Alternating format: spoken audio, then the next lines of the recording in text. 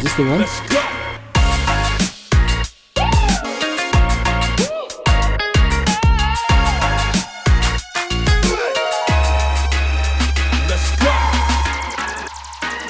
G'day guys and welcome to the next episode of the Two Red Chairs podcast. I'm Frank, welcome to G'day Design Life. Today I am changing up things a little bit different. I'm not talking too creative today. I thought I'd branch out and look at chatting with some more industry professionals that might be able to level up our game as creative entrepreneurs. And today I have found a absolute stellar guest in Riz from Found Legal.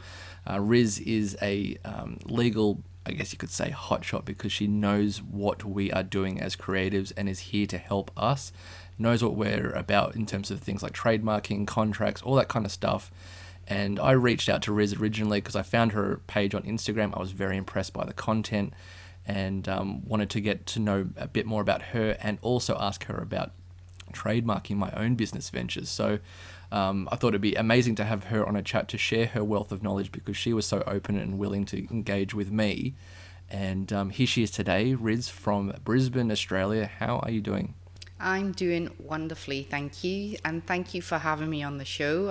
I've been an admirer for some time of this podcast. Oh. So it's pretty amazing that I get to be on it for instead. Oh, that's pretty good to hear. I like that when people want to come on my show. Okay, let's just jump right in because we've got a few questions here that's going to cover a few different bases of legal stuff. We won't get into too much legal lingo, I think, so we don't want to scare everybody, but let's jump in with the first question. And I want to know from your perspective, Riz, and I know what the answer is going to be, but for everyone out there that is considering contracts, how important is a contract for our client engagements?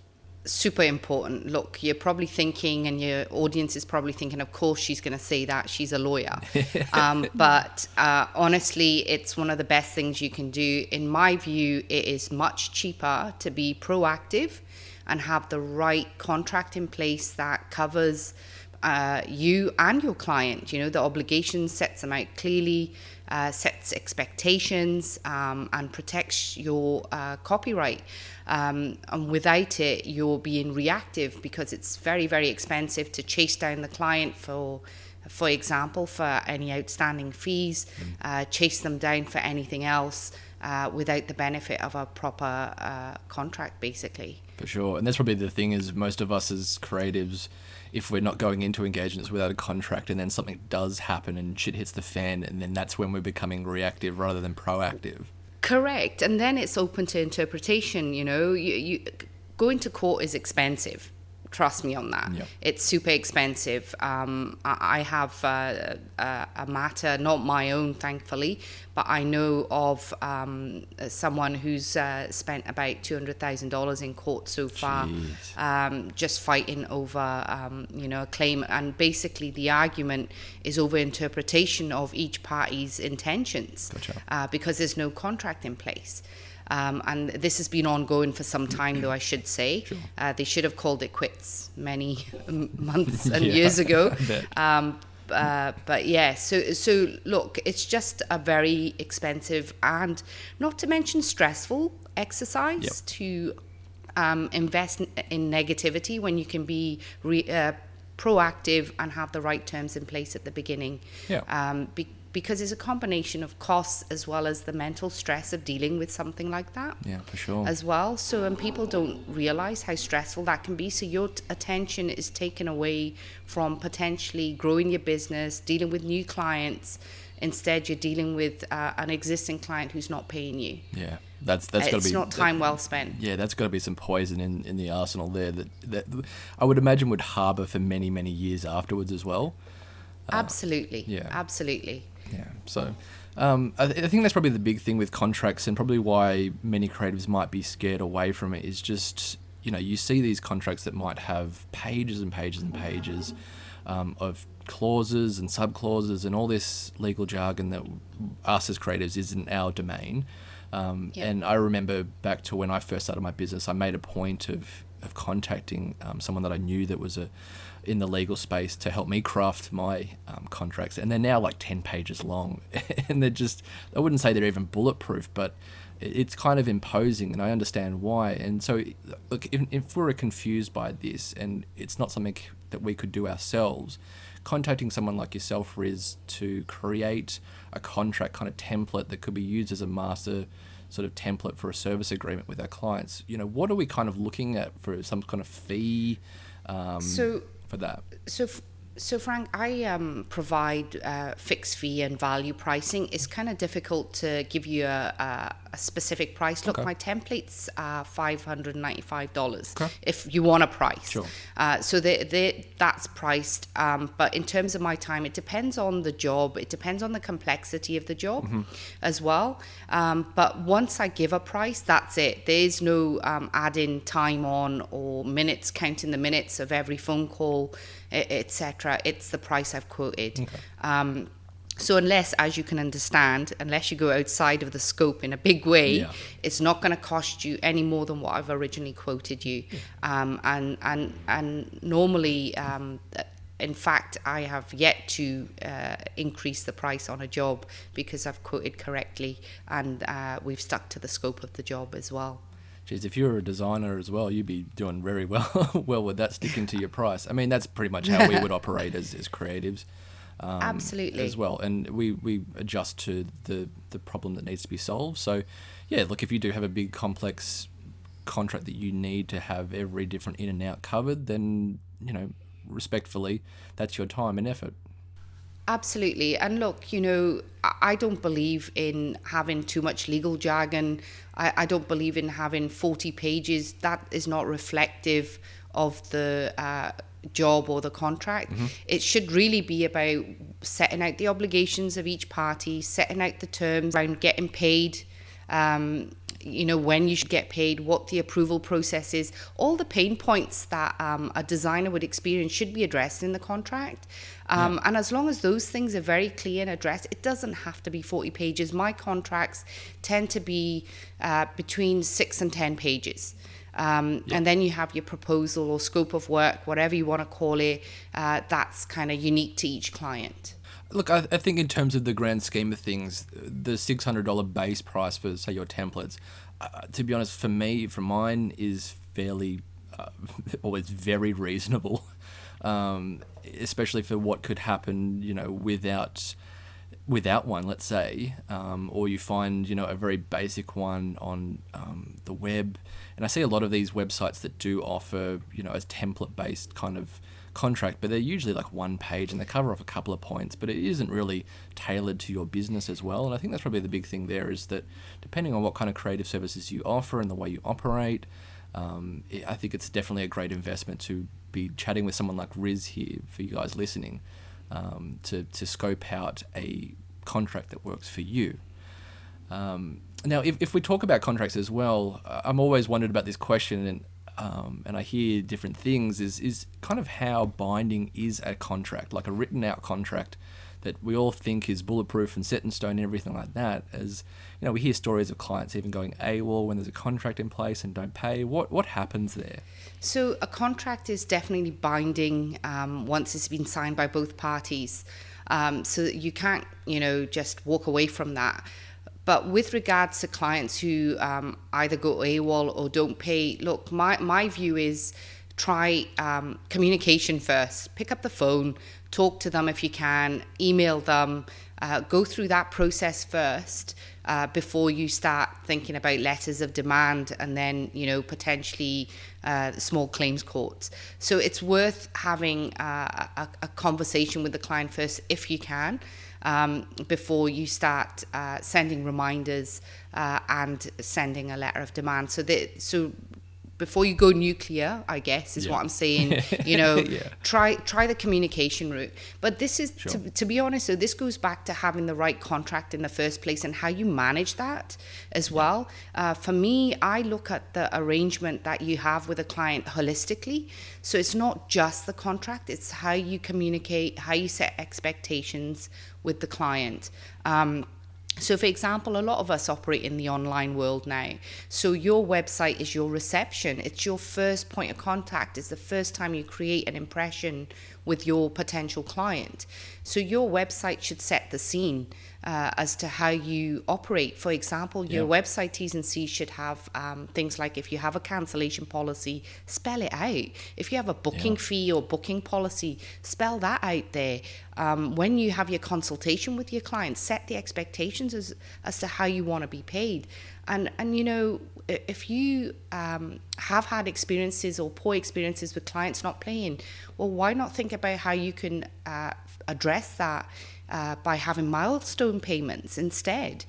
So there's lots of different ways in which you can manage the arrangement with the client while setting expectations with the client at the same time, to avoid scenarios where they don't pay or go AWOL in the first place. So that leads me back to that point of being proactive. It's not just being proactive with a good contract, it's being proactive with how you communicate, how you set expectations. So all of those things together will help you have a good experience with your client. I mean, I'm sitting in silence here just because that hits so many different nails on the head. It's not funny. I think if you were to listen to any part of this podcast and you've just listened to that is a tremendous amount of value right there, Riz.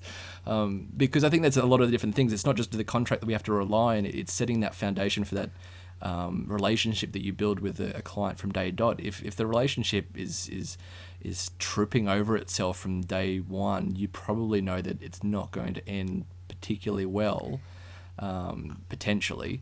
And then you're not setting the tone for a positive engagement, be it in your contract, be it in your communication through a phone call, through your emails, through the work you deliver, and everything just 100%. Down. 100%. And it's all about having the right foundations, the right processes, all of those things. The contract is one part of the jigsaw, in my view, but it's a very strong foundational part of the relationship. But if you have all those things in place, then you're going to reduce the risks to yourself where a client doesn't pay. So if you had a milestone structure, as an example, and you structured it into 3 milestones, the worst potential scenario you could have happen is you lose 1 milestone payment. That's a lot better than losing all 3.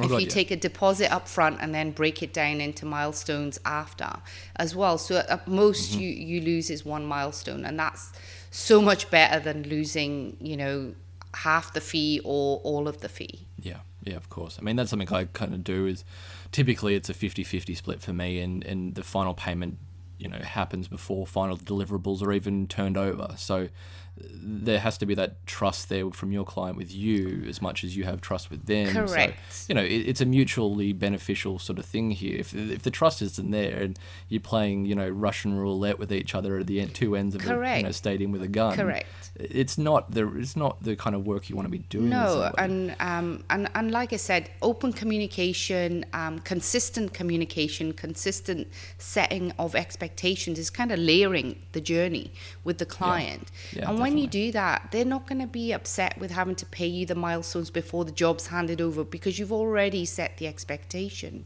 that that's going to happen. For sure. Absolutely. Yeah. Brilliant. We touched on this a bit towards the start of this in terms of, is it really worth getting into legal disputes and how much time and money it can, cause, and the angst and the pain and the resentment and all that kind of thing that comes with it. And this question really kind of has a definitive answer just because of that. But, is it really worth the time and resources to pursue that legal action over, a job that typically, as many creatives that would be listening to this, are only charging between 1 to 10K? Is it worth pursuing even just calling someone like yourself to engage in a demand letter? So, a couple of things there, and I'm potentially going to repeat myself a wee bit here as well, but basically it's down to the individual and how they feel, how strongly they feel. Is a combination of things. One is, don't go straight to the nuclear option. See what things you can do yourself, i.e. Reminders of sending the invoices. I once told one client, start off with the gentle email reminder with the link. Make it easy for them to pay you with the link, and then start sending the ones with the big red big red, banners, you haven't paid, the notices you get from the electricity company when you're overdue on the bill. Well, first, joking aside, email, contact your clients, pick up the phone, talk to them, find out what's going on. Then, keep sending, automate your reminders so you're not having to physically keep sending them an email. Automate the reminders to send every X number of days because they haven't paid. And then, you need to make a decision. If I'm going to send a letter of demand, then am I going to follow through on what I'm demanding? Because you're going to be asking for the money, and if you don't receive the money, X or Y is going to happen. Are you going to follow through on that? So before you write that letter of demand, you've got to ask yourself, are you going to really follow through on that? And what all of that entails. Yeah, is it an idle threat, or are you actually going to have the balls to do it? Yeah. But this goes back to be honest, though, if you were proactive in the beginning, you wouldn't even have to think about this question. And not just being proactive, but then sticking to what your contract says. Don't suddenly give rates / turnaround times to your client because you've got familiar with them and you like them. Don't suddenly say, yeah, no problem, you can pay me next week instead, and hand over the work. Business is business. You can still have a friendship if you want, but business is business. And if you've got a good contract, and if you've got these provisions in there, stick to them. Don't just suddenly, stop applying them. Yeah, flip-flop big time. Yeah, don't flip-flop, Yeah.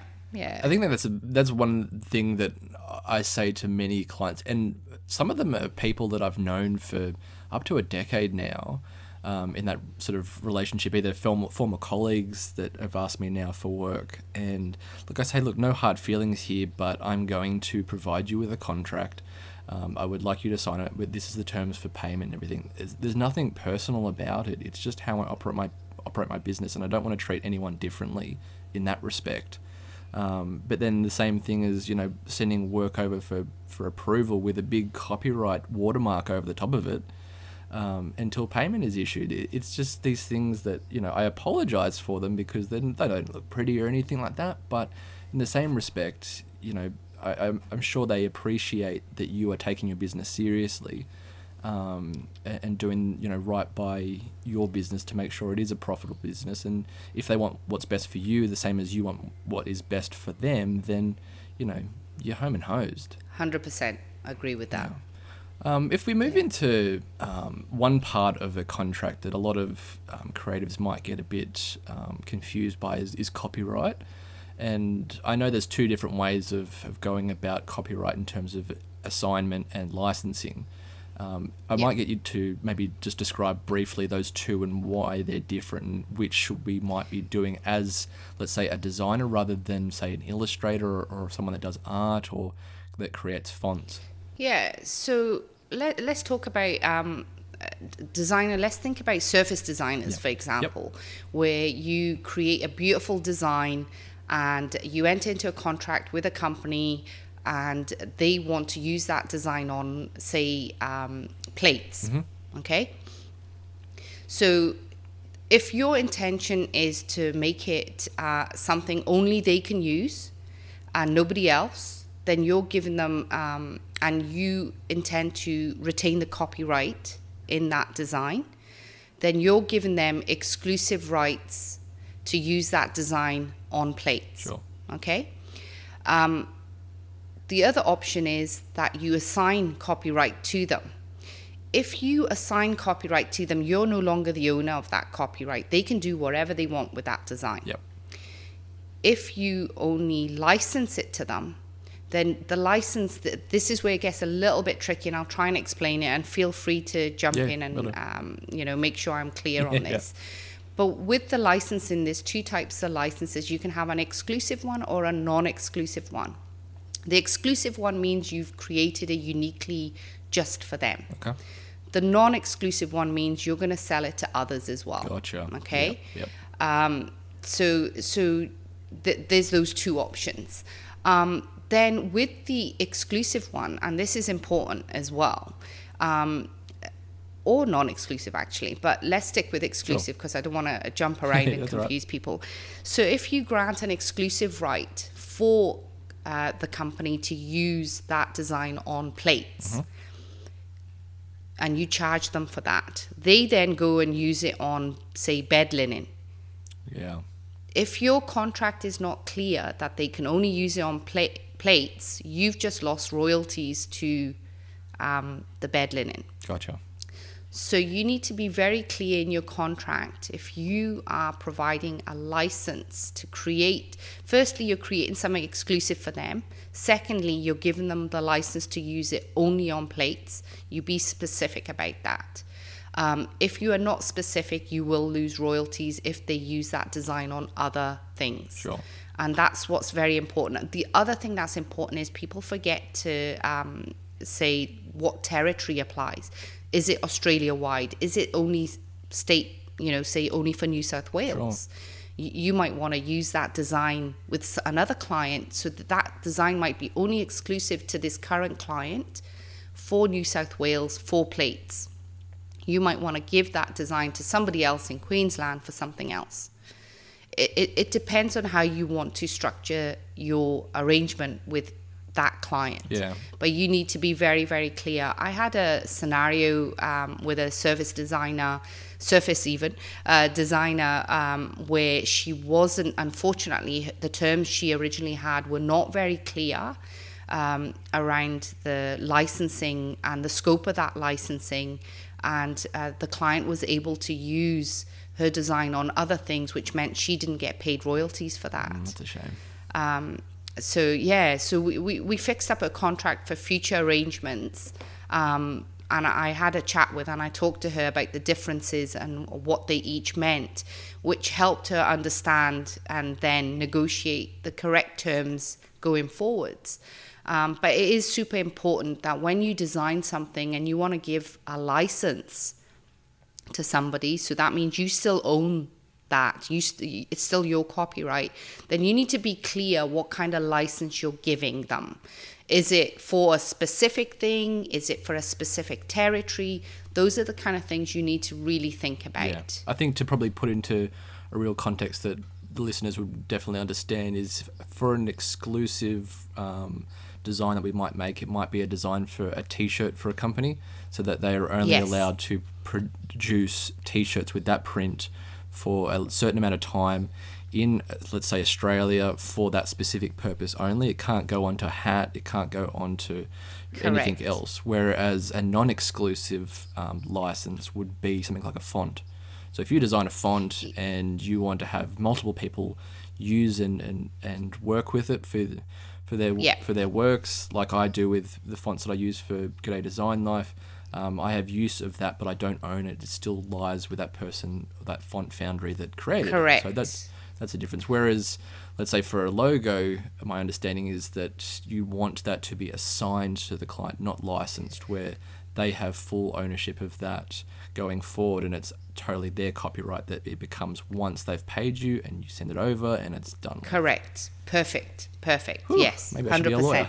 Maybe you should. Yeah. I think I've just looked at this too much stuff. When I first started my absolutely. business. And it's really important to understand those things and because for example, going back to that exclusive one with the t-shirt example that you gave, there is nothing stopping you as the creator entering into a license agreement.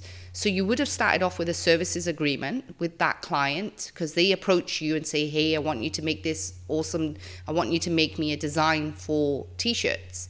Sure. You create that design, they walk away, they're happy, they're selling the t-shirts, the design is super popular. They come back to you and say, hey, you know how you created that design for us? We now want to use it on caps and, scarves and things. So you would enter into a license agreement and for those extra things and take royalties. The royalties can be a percentage of what they sell. It could be a one-off fee. It is entirely up to what you negotiate with that client, what you do with that. So you can still make more money from the same client for that exclusive design. Correct. Yeah. Okay. Brilliant. Yeah. Cool. That makes it very clear. I think it's one thing for many designers, I would imagine, where most of the time are signing copyright. But yeah, there are terms or instances, let's say, where you would want to license rather than that. Because I've seen this pop up many times on Facebook groups, especially, where designers go, I've got this design and, you know, someone's asking me to put it on all these different items, but I don't know, do I just give them the copyright and let it go, or do I want to take royalties? And I think it comes down to your own personal preference half the time as well. Correct. And look, there's nothing stopping you in that original services agreement where you design the design for the client to say, well, if they say to you, look, I want to use it on several things, you price it accordingly. You're not going to charge, if they came to you and said, I just want to use it for t-shirts only, you charge them a certain price. But if they come to you and say, hey, we want to use it on these several things, then your price might be different and reflective of that. Yeah, for sure. Scope. Yeah. And I think it's definitely up to you then to really be understanding where the client is going to use it. So in terms of context, if you're not asking the question of where this is going, you might be losing out on an opportunity. They might come to you and ask, can you do this typography kind of lettering? But then you don't ask where it's going to go or why they're using it. Then, you know, that's an opportunity lost potentially. Yeah. Can I ask you as well, there's a thing that I do have in my contracts, and it's always been something I've not had a clear understanding on, is moral rights. Yeah. So once you assign over, you still have some attribution rights there, I would Correct. I believe. Correct. Yes. So basically, with moral rights, you have the right to be attributed and recognized as the author, the creator of moral rights. But sometimes what happens is in a contract, you'll see a clause where you can waive those rights. So you can't assign moral rights, but you can waive them by giving consent to say it's okay for me not to be attributed. You don't have to attribute me that work to me. So that's what can happen, and it tends to happen in contracts, but it's an individual preference. You can retain those moral rights and retain the right to be attributed, or you can, and I see it more often now where the moral rights are waived. And what that means is basically you're saying, the clause is saying that you don't have to be attributed as the original author of that content. Yeah, what I've ended up finding so far in my short career running my own business is it typically happens when I'm working as a contractor for another company that is the service provider for another business, where I come in to help them with a particular part of their project to then have them, you know, be doing the work as the overseer of that project kind of thing. Yeah. So when I worked in television, it was having me waive my moral rights because I wasn't the original copyright owner of the IP, and I was creating assets for them to present, you know, a TV show to a network, that kind of thing. Yeah. Or for an ad agency I've done some work with where they were presenting an ad piece, pitch or whatever it was to a particular client of the business, and that's where they're waived, and it makes total sense in that sort of instance. Yeah, so creators have moral rights even if they don't own the copyright in the work, 100%. And like I said, you can't sell or completely waive those rights, but you can give consent for certain things, and in that way you waive those rights, if that makes sense. Yeah. By giving that consent, so expressly consenting to that, happening. Yeah. And then in relation to that, is it something that we should probably be explicitly saying in our contracts that we hope, or we are asking for permission for a client to allow us to share their work on, say, Behance or our portfolios or anything like that, just to gain more work? I think so. I think you should always, anything you really truly want should be expressly specified in a contract, because it's better to have it and rely on that than not have it and argue with your client over it. For sure. Something I have in my contract. I'm quite happy. But I even still, like, even if though it's in my contract, I still have the conversation with that client and say, look, I would like to share this as a portfolio piece once this project is completely final and you have it launched. Are you okay with this? If not, then this may be a deal breaker, or it may not be. That's where the terms come in. Yeah. Correct. And look, there might be scenarios where the work you've created incorporates their copyright or their trademarks. So Exactly. you might not be able to post it in your portfolio without their consent. For sure. So it's important to make that clear in the contract. As part of the arrangement, you have the right to be able to reproduce the work. In the sense of purely for attribution and enhancing your portfolio. Yeah, perfect. This is one question, Riz, that comes up quite a bit in discussions or in the design space is raw files. So Photoshop files, InDesign files, basically the design files that we produce that we don't typically send to a client. We usually would send, a JPEG, PNG, PDF, EPS, whatever it is, depending on what files we're producing. Talk to me about raw files and how we might go about including this maybe in a contract or dealing with a client if one asks for those particular raw files. Because there's some issues that I could imagine in terms of copyright and trademark infringement if things get changed on their part without your knowledge because they have a design file that they can manipulate. Yeah. So basically it's kind of I know some creatives don't like handing over raw files, especially in the photography space. And it's entirely up to the individual as well. The concern I can see from the individual's perspective is if access is then granted to those raw files, what happens to the end product that was originally created? Will it be changed beyond recognition, and do you want to then be associated with that work? Yeah. Also, you don't want the client coming back and saying, well, these images look nothing like what I asked for. So you want to protect yourself. Again, to say, well, if you are going to hand over the raw files, then you would probably, and I would recommend you charge a premium for that. And on the understanding that, you're not liable for anything that happens to those raw files or what happens with the use of those raw files.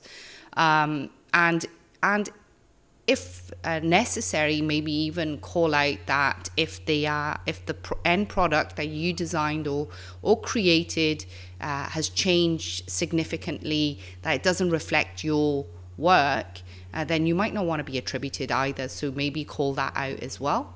But it's kind of up to the individual creative, I think, at the end of the day, if they are comfortable with handing that over. I don't understand any issues with handing over, for example, business cards or menus for restaurants, etc. Those kind of things. It makes sense to hand it over. But I can understand also concerns from some creatives like photographers who might be reluctant. So that's why it's maybe they should think about setting parameters around what that means if they do. Both on price, both on attribution to the work, or if the client suddenly is not happy with what's been achieved using those raw files and tries to come back to the original creator. Yeah, or let's say even you send over the raw file to a creative team within that department and they go changing things and then they get sent to the people that, engage with you on the project, let's say the higher management that approved all this, and then they see something change and then go, wait a minute, we've changed things here or there, can we go back to what we originally had? And you say, well, no, I haven't kept those files.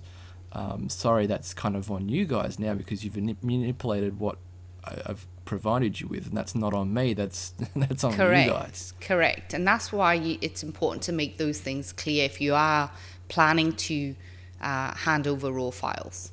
It's I mean, I think as well there'd be an instance, and it would be, I would imagine, very, very rare that if a client, let's say you gave them a logo and then they went and changed it and they changed it to a point where it infringed on another business's copyright or a trademark, and they get into hot water. Then they come back to you and go, hey, what's going on here? We're infringing it. Yeah. It's like, well, no. What I gave you is, was kosher. Now you've changed it. That is on you guys, and you want to be able to indemnify yourself from not having to worry about a client doing so if you do hand over those files.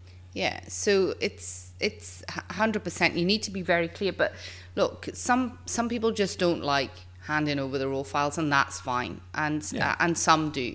But like I said, where you do, make sure you set out clear parameters around what that means. Can I ask you, Riz, in terms of, for many of us, we might get directed to sign a contract from a business rather than provide one ourselves to them. Should we have it looked over by a legal professional, so like someone like yourself? As I've heard instances where, legal fine print has got people, especially design friends of mine, into, thousands of dollars of lost revenue because they didn't read one particular line that it cost them. 100%. Again, look, the contract you're going to receive is being drafted in favor of the person who's handing it over to you. Okay? And I learned that very early on. That it's not in your favor, it's in their favor. Correct. Yeah, for sure. So it should always be checked out. Look, I have problems with my car now and again. I take it to a mechanic. I don't try and fix it myself. The same with a contract. If you receive a contract, you should have it checked over to make sure the things that really concern you are correctly addressed and are reflective of what you want to happen. And a couple of the sticking points will be around intellectual property, around payment terms. You need to be very, very clear on those things. I think where you are providing the service to the client, you should always be the provider of the contract, in my view. Where you are not, you carry a higher risk of, having a contract that is not drafted in your favor. For sure, yeah. I mean, that's been my issue of working with some bigger agencies and companies where they are the ones that provide the contract because they have their legal teams. That's the way they want to operate, and it's like, okay, fine, that's all good. But if I don't understand one particular clause here or there, I'm asking the question, going either from them, what's this about? Can you please explain this? Or if they can't give it to me in terms that make sense to me, I will ask somebody that can do so for me. It's super important, especially if you want to retain copyright, for example, if the clause is not clear. Because sometimes, you can have scenarios where you might hand over copyright without realizing it. Yeah. And you may not have wanted to do that. You might have terms that require you to hand over the work before you've been paid. You might not want to do that. I wouldn't want to do that. So it's really, really important to make sure that you've had them checked out. It's worth it. It's, again, going back to that whole being proactive about protecting yourself. And also, you become familiar. You have those conversations. You become kind of familiar for what you're looking for and what you want, and then setting those expectations. And don't ever be afraid to set expectations with the people you work with. I think they'll respect you more for that. Yeah, I mean, I've definitely found that where the more I've interacted with contracts and different other people's contracts, the more I understand the verbology of legal lingo here and there as best I can. Yeah. But then the same respect that if I'm coming back and having that conversation, it kind of, they see that I'm actually doing this legit. I'm not just, some show pony that comes in, does the pretty design, then walks away. I actually know what I'm talking about. 100%. In more senses of business than just being a designer or a pixel pusher or whatever. Correct. And also, when you have your own contract, it makes you come across as more professional as well, and that you mean business. And also, you don't want to be in a situation or a relationship with somebody that doesn't respect your work and your value. And if you're being put in a situation where they're trying to take advantage of you, do you really want that client? No. No, exactly. That's exactly it. You got to set that expectation from the start. And if you're doing everything in your power to present yourself as that professional service provider, not just some design lackey that sits behind a computer and, does what everyone else can't do, then yeah. Absolutely. Yeah. And look, I understand, when you're first starting out, you're a small business, you're a sole trader, and you really want to get your business going, and you potentially say yes to lots of projects that once you're more established, you would look back and say, I wouldn't have taken this, I wouldn't have done that, But at the beginning, it can be hard to say no. It can be hard, refusing work. But I think that notwithstanding that, there's certain things you should set in stone as these are my line in the sand, and there's no crossing over these points. And you should stick with that. And like I said before, when you have your own contract, a properly drafted one, it sets it gives a certain impression of you on what you're about. And look, the contracts should not be unfair to either party.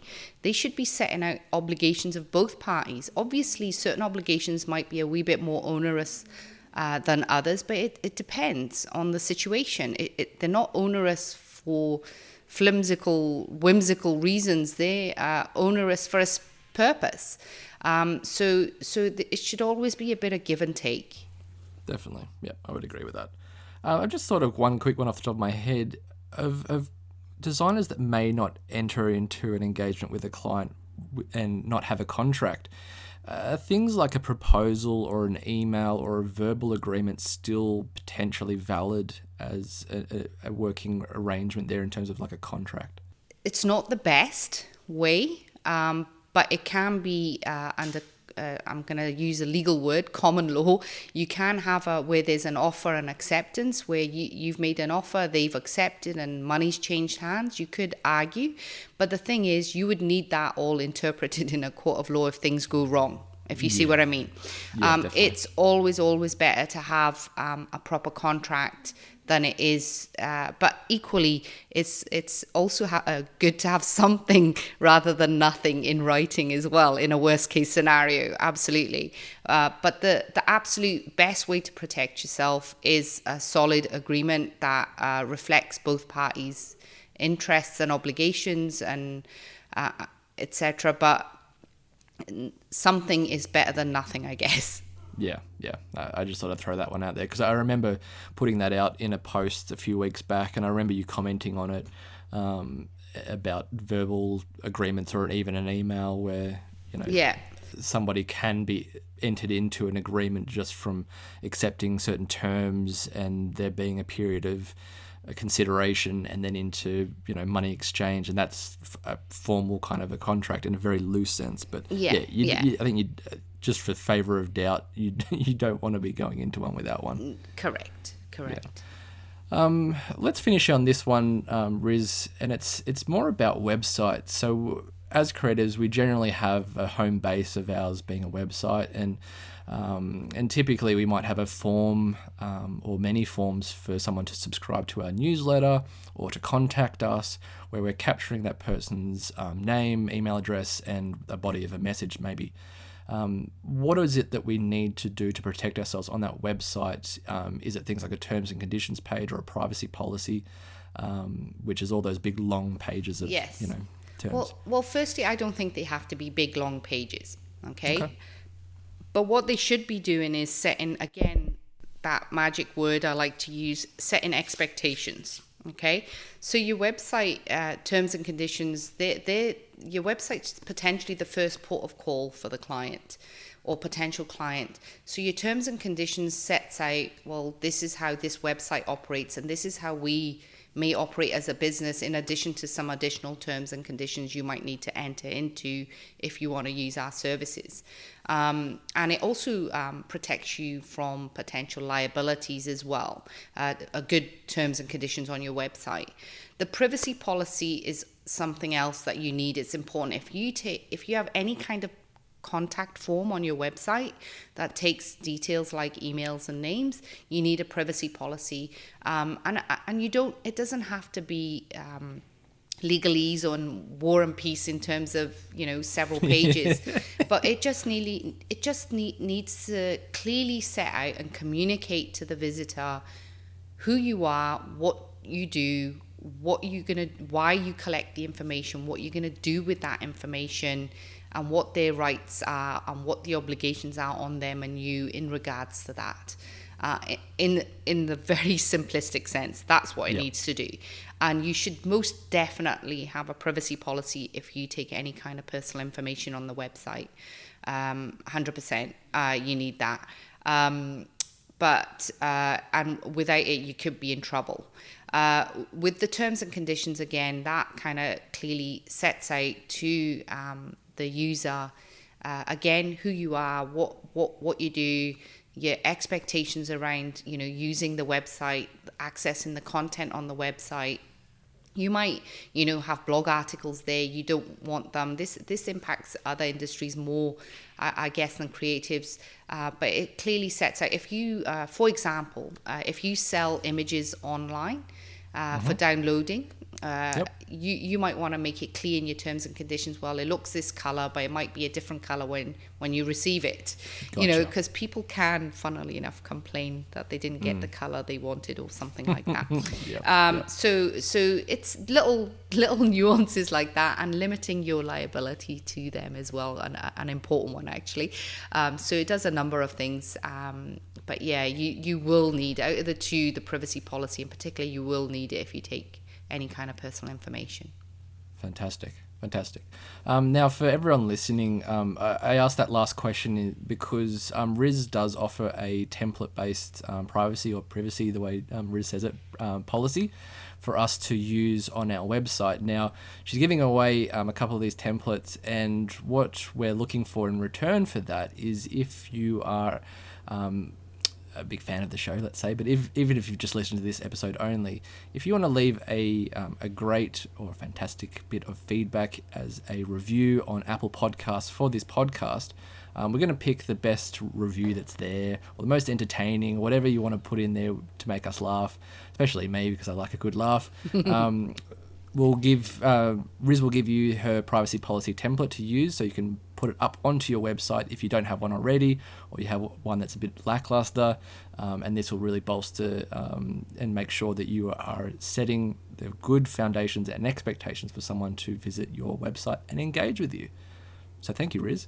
No worries, you're very welcome. It's been a pleasure. So, Riz, in terms of people finding you on the internet, on social media, where can we visit Found Legal? You can find me on the internet at found, FOUNDD legal.com, or Instagram, you can DM me, Found Legal, and on Facebook, Pinterest, LinkedIn, it's the same tag, Found Everywhere. Legal. Yeah. Brilliant. I love that. Is that the reason why you had a double D then, just so you could have it everywhere rather yes. than just being found? Love it. Thank you so much, Riz, for coming on. I hope you guys got something out of this. There was some ridiculous amount of great information there to give us some confidence of how to go about our contracts, how to go about certain engagements with our clients, and run an effectively positive and professional business. So thank you so much, Riz. This was an absolute gem of an episode. You're very welcome. Thank you for having me. No worries. So guys, thanks for listening. If you're watching this on YouTube, this is just an audio podcast. It's the first one we've done just as audio. But if you're listening to this on Apple Podcasts or Spotify, thanks for listening. Leave a review if you're on Apple Podcasts. That would be much appreciated, and you might win that little privacy policy from Riz. Thanks so much, guys. Catch you in the next episode. See ya. Thank you.